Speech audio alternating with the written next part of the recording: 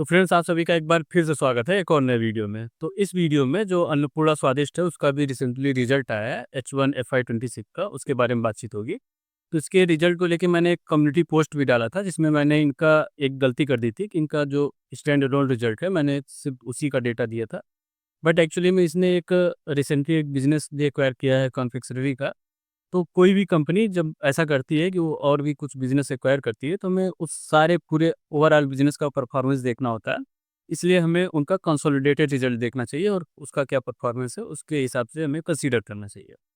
तो चलिए शुरू करते हैं इस वीडियो को। तो वीडियो में आगे बढ़ने से पहले अन्नपूर्णा स्वादिष्ट का बिज़नेस क्या है, उसपे मैं थोड़ा-सा आपको ओवरव्यू दे देता हूँ। पास्ट में मैंने इसको वीडियो बनाया हुआ है, उसमें मैंने ज़्यादा डिटेल में बताया था। तो आप उसे भी देख सकते हैं। अभी इस वीडियो में मैं क्या थोड़ा-सा आपको ओवरव्यू दे देता हूँ कि ये करती क्या है। देखिए, अन्नपूर्णा स्वादिष्ट क्या है कि इंडिया का जो ईस्टर्न पार्ट है, मतलब कि ईस्ट इंडिया आप कह लीजिए, ईस्टर्न पार्ट है, उसका जो रूरल मार्केट्स है, उसमें एफएमसीजी गुड्स और सारे एफएमसीजी गुड्स नहीं, इनके पास 75 के आसपास एसकेयूज़ हैं। उसमें है क्या कि ये जो चिप्स हो गए और बिस्किट्स हो गए, नूडल्स हो गए, इस टाइप के जो 5-5 रुपए के पैकेट्स होते हैं, प्रोडक्ट्स होते हैं, ये उनकी रिटेलिंग करते हैं, मैन्युफैक्चरिंग और रिटेलिंग करते हैं। और ₹5 से अभी ये ₹10, ₹30 तक जा रहे हैं। तो इनका टारगेट क्या है? इनका टारगेट है इंडिया का जो रूरल मार्केट है एफएमसीजी का, उसमें 40 टू 45% के आसपास अनऑर्गेनाइज्ड प्लेयर्स है। ये उन्हीं को टारगेट कर रहे हैं। जो अर्बन मार्केट है, उसमें क्या है कि जितने भी नेशनल लेवल प्लेयर्स हैं एफएमसीजी में, वो पहले से भरे पड़े हैं। काफ़ी ज़्यादा कॉम्पिटिटिव मार्केट है ये।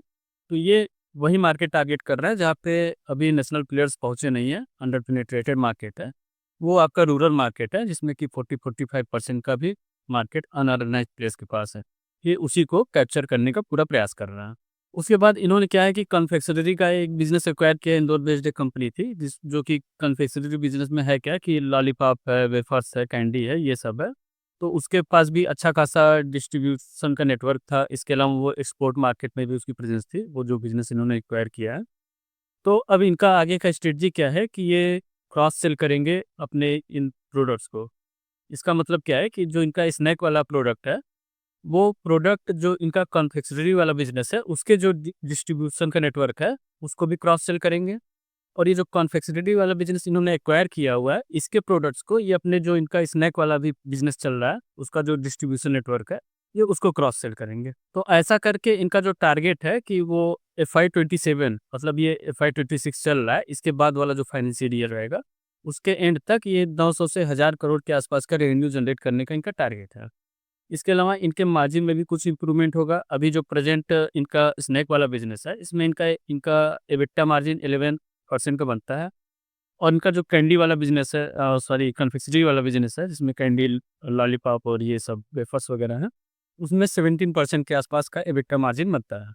तो अब इससे होगा क्या कि जो इनका ओवरऑल सेल्स बनेगा, वो पूरे बिज़नेस में इनका मार्जिन थोड़ा-सा इम्प्रूव होगा। जैसे-जैसे इनका जो 17% वाले जो बिज़नेस है, उसका जैसे-जैसे मार्केट शेयर बनेगा इनके टोटल सेल्स में, तो उस उनके पूरे सेल्स का, रेवेन्यू का जो ओवरऑल मार्जिन है, वो इम्प्रूव होता चलेगा।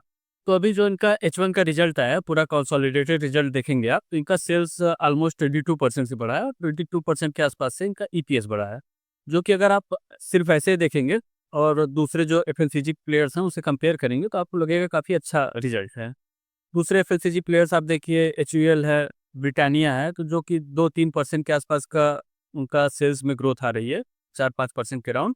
और वो भी उनका आप देखेंगे पी मल्टीपल जो है वो 50-60 के पी मल्टीपल पर वो सारे बिज़नेस आपको मिल रहा है। वहीं कुछ बिज़नेस ऐसे भी है जैसे बीकाजी है, वो 90 के पी मल्टीपल पर ट्रेड कर रहा है और उसके बिज़नेस में तो कोई ग्रोथ ही नहीं आ रहा है, एकदम फ्लैट हो गया है।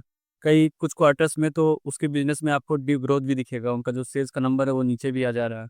तो इन सब बिज़नेस से अगर आप कंपेयर करेंगे और फिर आप देखेंगे, तो आपको लगेगा कि अन्नपूर्णा स्वादिष्ट का जो बिज़नेस है, वो ट्रेलिंग 12 मंथ का एक पी मल्टीपल अराउंड 22 के अराउंड है। तो 22 के पी मल्टीपल पे आपको 20-25% के अराउंड बिज़नेस में ग्रोथ आ रही है, तो काफ़ी अच्छा कंसीडर करेंगे आप उसको। बट अगर आप देखेंगे जो इनका टारगेट है, इनका FY25 में जो टोटल रेवेन्यू बना था, वो 400 करोड़ के आसपास बना था। अब 900 से 1000 करोड़ का रेवेन्यू का टारगेट है FY27 का ये। तो मान के चलिए, अगर आप परसेंटेज के टर्म में कैलकुलेट करेंगे, तो 50-60% का इनको ग्रोथ लेके आना है, FY26 में भी, FY27 में भी। तो उस हिसाब से आप देखेंगे कि इनका बिज़नेस जो इनका टारगेट है उससे काफ़ी पीछे परफॉर्मेंस है। जहाँ 50-60% ग्रोथ की बात ये कर रहे हैं जो इनके प्रेजेंटेशन में था, उसके हिसाब से ये 20-22% का ग्रोथ लेके आए हैं। इसके अलावा ये जो इनका बिज़नेस है, आप इसके पहले का जो इनका FY 25 का H2 का रिज़ल्ट देखेंगे, तो उसमें 50-60% का ऑलरेडी ग्रोथ आया हुआ था। तो जो बिज़नेस 50-60% से ग्रोथ कर रहा था, वो अभी 20-22% पे आ गया है। तो ये एक तरीके से नेगेटिव है बिज़नेस के लिए। अच्छा, अन्नपूर्णा के साथ क्या है कि कॉन कॉल भी नहीं करते हैं और इनका अभी कोई रिसेंटली प्रेजेंटेशन भी नहीं आया है। क्वार्टरली जो इनका H1 का रिजल्ट है उसको लेके कोई प्रेजेंटेशन भी नहीं आया है। जहाँ से हमको ये इन्फॉर्मेशन मिल पाए कि इस बार क्यों ग्रोथ इनका इतना अच्छा नहीं रहा। 50-60% का जो ये टारगेट लेके चल रहे थे और जो मोमेंटम चल रहा था बिज़नेस का, वो अचानक से 20-22% पे क्यों आ गया, इसका कोई हमारे पास रीज़न नहीं है। तो लैक ऑफ इन्फॉर्मेशन है, ये भी एक तरीके से नेगेटिव है बिज़नेस के लिए। अच्छा, कुछ कमेंट्स इसके बिज़नेस को लेके मेरे पास आते हैं कि प्रमोटर का 53% के आसपास शेयर होल्डिंग प्लेस है। तो ये भी एक तरीके से नेगेटिव है। क्यों नेगेटिव है? कि मार्केट इसको नेगेटिव समझता है। इन्वेस्टर्स के बीच ये सेंटीमेंट है कि प्रमोटर प्लेस कर रहा हो, प्रमोटर की होल्डिंग घट रही है, तो वो उसको नेगेटिव कंसीडर करते हैं। बट मैं कंसीडर उसको नेगेटिव नहीं करता हूँ। वो इसलिए क्योंकि देखिए, जब तक कोई बिज़नेस छोटा है, उसको ग्रो करना है, तो उसको फंड की आवश्यकता होती है। उसको इधर-उधर कहीं से भी फंड लेके आना होता है। वो फंड लेने के लिए कहीं डेब्ट लेगा, कहीं अपनी शेयर होल्डिंग प्लेस करेगा। तो ज़्यादातर इन्वेस्टर तो इन चीज़ों को नेगेटिव मानते हैं कि प्रमोटर की होल्डिंग घट रही हो, प्लेस हो रही हो या कंपनी डेब्ट उठा रही हो, वो डेब्ट फ्री कंपनी ढूँढते हैं। बट ऐसा नहीं है, अगर कंपनी फंड को जब तक सही से यूटिलाइज़ कर रही है, वो बिज़नेस के लिए पॉजिटिव ही है।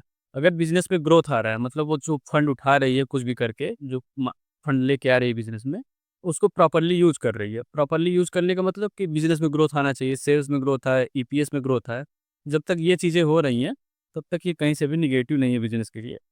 हाँ, इन्वेस्टर्स का इससे कॉन्फिडेंस नहीं आता है बिज़नेस में और शायद यही वजह है कि ये 20-22% का ग्रोथ दे रहा है, अभी तक 50% का ग्रोथ दे रहा है। इसके बाद भी ये क्या है कि 22 के पी मल्टीपल पे बिज़नेस आपको मिल रहा है और वही कुछ ऐसे बिज़नेस है जो कि ग्रो ही नहीं कर रहे हैं, वो 90 के पी मल्टीपल पे मिल रहे हैं। 50-60 के पी मल्टीपल पे ऐसे बिज़नेसेस मिल रहे हैं जो कि 2, 4, 5% का रेवेन्यू में ग्रोथ लेके आ रहे हैं।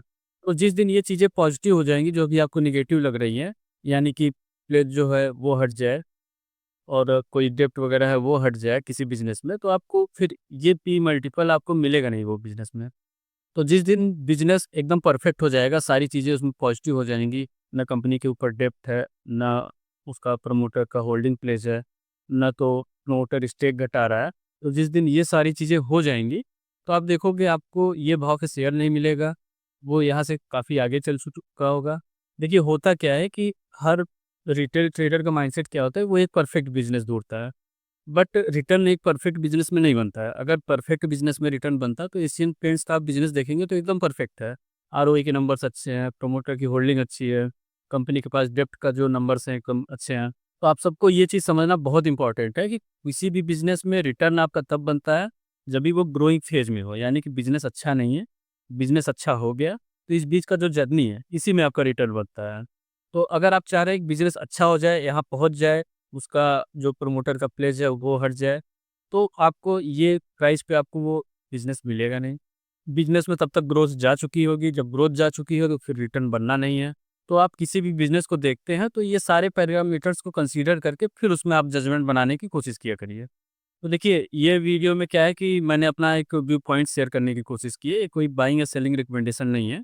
आपको बाइंग या सेलिंग रिलेटेड कोई भी डिसीजन लेना है तो आपको खुद से लेना है, या आपका कोई स्टॉक एडवाइज़र हो तो आप उससे कंसल्ट करेंगे, उसके बाद डिसीजन लेंगे। वीडियो अगर आपको यूज़फुल लगा हो तो आप इसे लाइक कर सकते हैं, चैनल को सब्सक्राइब कर सकते हैं और बेल आइकन को भी प्रेस कर सकते हैं ताकि मैं जो भी वीडियो डालूँ उसकी आपको टाइमली नोटिफ़िकेशन मिलती